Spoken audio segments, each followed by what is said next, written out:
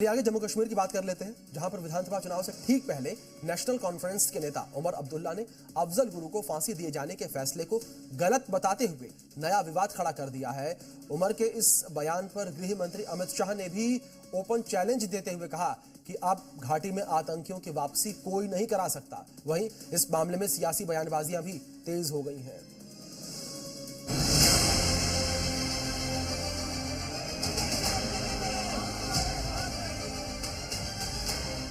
जम्मू कश्मीर में होने वाले विधानसभा चुनाव से ठीक पहले मुस्लिमों के हितैषी बने नेशनल कॉन्फ्रेंस के नेता और पूर्व मुख्यमंत्री उमर अब्दुल्ला ने अफजल गुरु का मुद्दा उठाकर उसे दी गई फांसी के फैसले पर सवाल खड़े किए तो गृह मंत्री अमित शाह ने भी उमर को ओपन चैलेंज दे दिया। अमित शाह ने साफ कर दिया कि घाटी में अब डर की राजनीति नहीं चलेगी और किसी में औकात नहीं कि वो अब आतंकवाद को घाटी में वापस ले आए। कश्मीर चुनाव में उमर अब्दुल्ला अकेले ऐसे नेता है जो 2 सीटों से चुनाव लड़ रहे हैं। पहली उनकी परंपरागत सीट गांदरबल है और दूसरी बडगाम। उमर के इस फैसले से सवाल उठ रहे हैं कि कहीं वो हार के डर से तो नहीं 2 जगहों से मैदान में उतरे। ये डर उमर के बयानों में भी नजर आ रहा है और यही वजह है कि एक इंटरव्यू के दौरान उन्होंने 2001 संसद हमले के दोषी अफजल गुरु को फांसी दिए जाने के फैसले को गलत ठहरा दिया। उमर अब्दुल्ला ने साफ कहा कि अफजल को फांसी देने से कोई मकसद पूरा नहीं हुआ। अगर फांसी देने के लिए जम्मू कश्मीर सरकार की अनुमति की जरूरत होती तो वो ऐसा नहीं करती, क्योंकि हम मौत की सजा में विश्वास नहीं रखते। See, my unfortunate thing was that the J&K government had nothing to do with Afzal Guru's execution. Otherwise, you would have had to do it with the permission of the state government, which I can tell you in no uncertain terms would not have been forthcoming. Why? It wouldn't have. We wouldn't have done it. I don't believe that any purpose was served by executing him. इस बीच उमर का एक और बयान सामने आया जिसमें उन्होंने UP के लिए बाबा के बुलडोजर के एक्शन का जिक्र करते हुए यूपी में मुसलमानों पर अत्याचार करने का आरोप लगा दिया।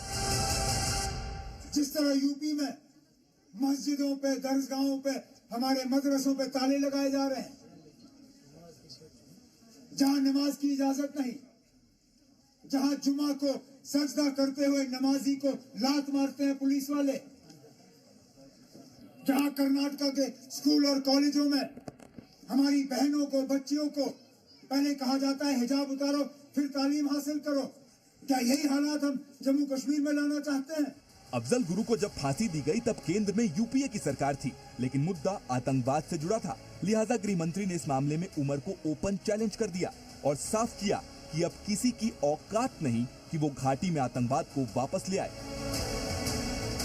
जिस ऑटोनॉमी की बात ने जम्मू कश्मीर को आग में झुलसाया, घाटी में और कश्मीर में, जम्मू में 40,000 लोग मारे गए, ये कहते हैं हम जम्मू कश्मीर को ऑटोनॉमी देंगे। मैं आज बताकर जाता हूं, भाइयों बहनों, मेरी बात ढंग से सुन लेना। कोई ताकत ऑटोनॉमी की बात अब कर नहीं सकती। आप मेरी बात ध्यान से सुनिए। सिर्फ अमित शाह ही नहीं, बीजेपी नेताओं ने उमर को उनके बयान पर घेर लिया और दावा किया कि इस चुनाव में उन्हें पैरों के नीचे से जमीन खिसकती दिख रही है, इसीलिए वो ऐसे बयान दे रहे हैं।